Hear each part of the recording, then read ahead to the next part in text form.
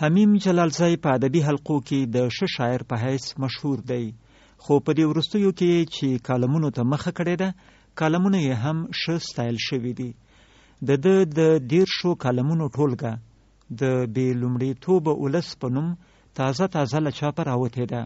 دی د خپل دې کتاب په اړه راته وایي: دا د ما لومړی ځل ده چې کالمونه لیکم یا په همدغه ډول باندې لیکنې کوم. تر دې مخکې مې لیکنې کولې، خو هغه متفرقې لیکنې وې، نه داسې تر یوه عنوان لاندې وې او نه هم دغه ډول جوړښت یې درلود. ما کوشش کړی ده چې په دغه کالمونو کې څو شیان په پام کې ونیسم. اول دا ده چې زه باید یو فکر په دې کالم کې ولرم، او دویمه دا ده چې ما کوشش کړی د هر څه ته له خپل نظر خپل لیدلوري وګورم او خپل خبره وکم په اړه باندې. او دریمه دا ده چې دې کې ما کوشش کړی دی چې ډېر داسې موضوعات راواخلم چې نور خلک یا نه رااخلي او یا ورته بې اهمیته ښکاري او یا هم هغه نزدیکبینۍ په خاطر باندې ورته پام نسی کولی یا مهم ورته نه ښکارېږي. مثلا دې کې ما یو کالم ما لیکلی د خپلې لیسې په اړه باندې، د سلطان شهاب الدین غوري لیسې په اړه باندې. دا په 2015 کال کې چې زه هلته 12 صنف کې وم، نو دې لیسې ته زرګونه هلکان راتلل، خو له 2015 وروسته بیا بنده شوه دا لیسه. دا لیسه داسې وه چې په روز کال زه یو وار هلته غزني ښار کې یو چېرته میلمانه راسره یو هوټل ته ولاړو چې کېناستو، نو یو ملګري راته ویل چې د هغه کونج ته وګوره، چې ومې کتل زموږ د لیسې مدیر پکې ناست و. چې پوښتنه مې وکړه د موږ د لیسې مدیریت د غزني ښار یو هوټل کې و.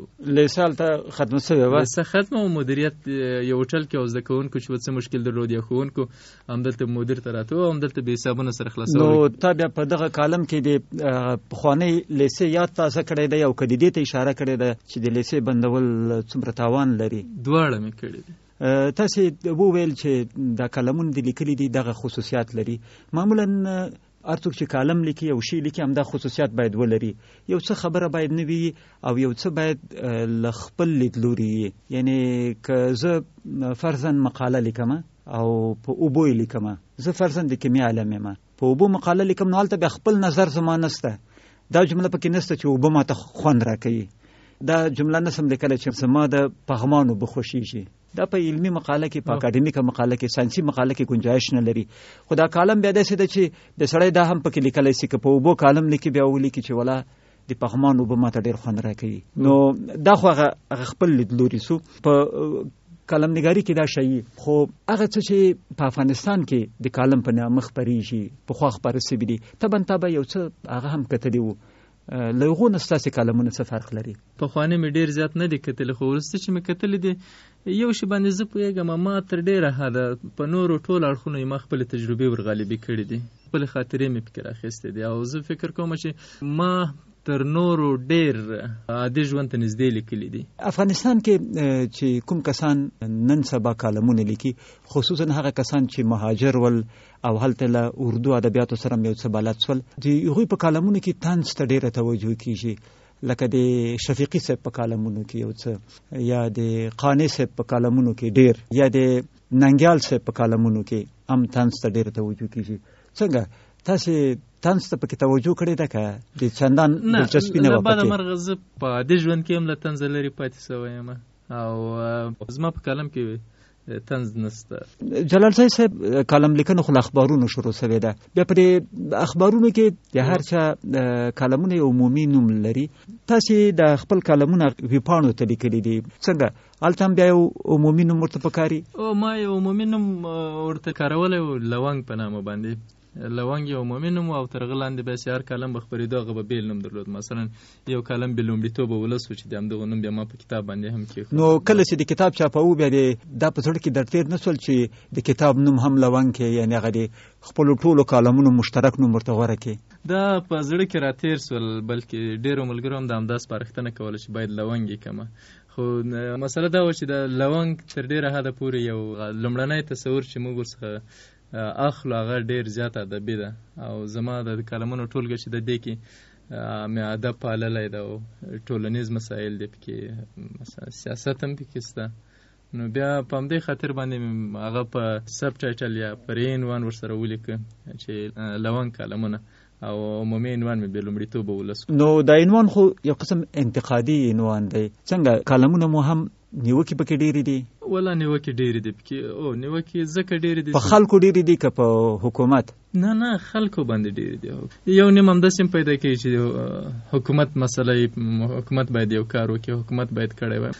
تر ډېره حده پورې د کالمونه اجتماعي او د خلکو له ورځني ژوند سره تړلي مسایل دي، ځکه نو د خلکو باندې ډېر نیوکې راغلي. مثلا زه ژمی په کندهار کې وم، کندهار کې یو د ژورنالیزم کورسونه خو اوس زښته ډېر دي. هلته یو خبر ما ولوست چې 200 ژورنالیستان کندهار کې ژورنالیزم له کورسه فارغ سو. نو ما ځان سره فکر وکړ دا 200 کسان چې دا په یو ځل فارغوي، دا به په کال کې څومره فارغوي، څومره ژورنالیستان به، او بیا دې ټولو ته کار چېرته ده، د دومره زده کړې چېرته کولی شي. مثلا په یو کورس کې به سړی څومره د ژورنالیزم زده کړې وکړي. نو ما دا یو کالم ولیکه، او دا کالم کې مې ولیکل چې که د دې په ځای باندې مثلا د کندهار خلکو ته، ځایي اوسېدونکو ته د اچارو جوړولو یا د مربا جوړولو یا له خپلو حاصلاتو څخه د یو بل شي د جوړولو لپاره یو کوچني کارخانې جوړې سوي وای، هغوی روزل سوي وای. کارخانې هم نه، یوازې روزل سوي وای چې په کور کې دا شیان جوړ کړي وای. هغه به ګټور و که 200 ژورنالیستان. تاسې وګورئ کندهار کې ښځې د غاړې جوړوي، خامکي غاړې، کومه غاړه جوړوي هغوی ته د هغه ګټې 4 او 5 حصه هم نه رسېږي. ولې په همدې باندې کار نه کېږي چې د هغوی لپاره د یو کوم شی چې کوي، هغه زحمت چې کاږي، د هغه بدل ورکړل سي، سم یو لاره ورته وسنجول سي. ډېر نور همدغسې مسایل شته چې موږ څخه هغه اصلي شی ورک ده. ښاغلی جلال صاحب، ځینې لیکونکي وایي موږ خبرې کوو خو اورېدونکي نشته، کې لولې هم عمل نه پې کوي، یو قسم مایوسه دي. او ځینې نور لیکونکي بیا وایي چې نه، لیکل خامخا اثر لري او ټولنه ورسره بدلیږي. ستا خپله تجربه څه درته وایي؟ تاسې دغه په اجتماعي موضوعاتو دومره لیکنې وکړې، په اجتماع کې دي د هغو تاثیر ولیدو؟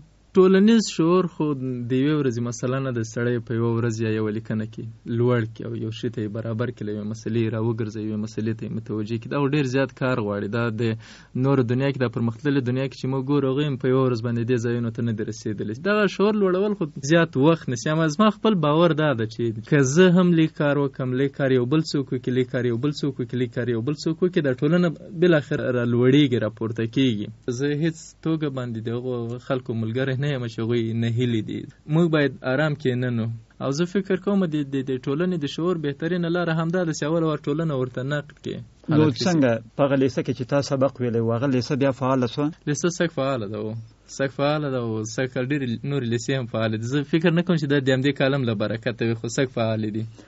ښاغلی جلال صاحب، د کالم لیکنه په مطبوعاتو کې یو ډیر کامیاب ژانر دی، یو ډیر کامیاب صنف دی، ډیر لوستونکي لري. زما او ستا دا خبرې به یو ځوان هم اوري، یا به د ژورنالیزم محصلي، یا به غواړي چې لیکوال سي، یو څوک به داسې، او هغه به غواړي چې د یو کالم لیکونکي، د یو کامیاب کالم لیکونکي له تجربو خبر سي. دغسې خلکو ته څه وایې؟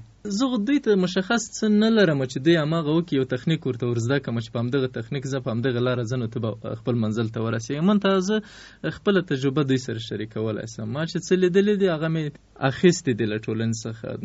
مثلا زه چې په ښار کې ګرځم، یو عالم موضوعات زما تر سترګو تېرېږي، زما غوږونه یو عالم خبرې اوري. نو همدغو کې زه ګرځم او زه داسې یو موضوع پیدا کوم چې نه یوازې د ټولنې له ژوند سره تړلي، شخصا زما له ژوند سره هم تړلي، چې دا یو څه سړی نور له موضوع سره نږدې کوي. زه موضوعات پسې ګرځم او هغه موضوعات چې ماته مهم ښکارېږي، نه یوازې راته مهم ښکارېږي، بلکې لیکنه مې هم له وسه پوره وي ورباندې. په هغه کې زما خپلې تجربې هم وي، مشاهدې هم وي، هغه راغونډوم او یو څه ورباندې لیکم. نو زه فکر کوم هره موضوع چې له هره اړخه دته اسانه وي ورباندې د لیکنه وکړي. په دې کتاب کې، په دې 150 کالمونو کې چې دلته راغلي دي، کوم یو دې ډېر خوښ دی؟ دې کې مې هنر او هنرمند سره زموږ چلند خوښ ده، او بې لومړیتوبه ولس مې خوښ. جلال صاحب، وروستۍ پوښتنه به وکړم. دا کتاب چې د کالمونو چاپ کو، څنګه دې نتیجې ته ورسېدې لکه یو کار چې دی بشپړ کړی، او که دې نتیجې ته ورسېدې چې نه، باید له دې بلا ډېر کالمونه لیکې؟ وروستۍ خبره زه دغه بولم، ښه بولم، او ښه په دې بولم چې دا پیل ده. له دې وروسته اوس داسې راته ښکاري چې سفر اوس پیل سو. له دې وروسته به نور هم لیکم او روان به وي. اوس مې هم لیکلي دي ځینې.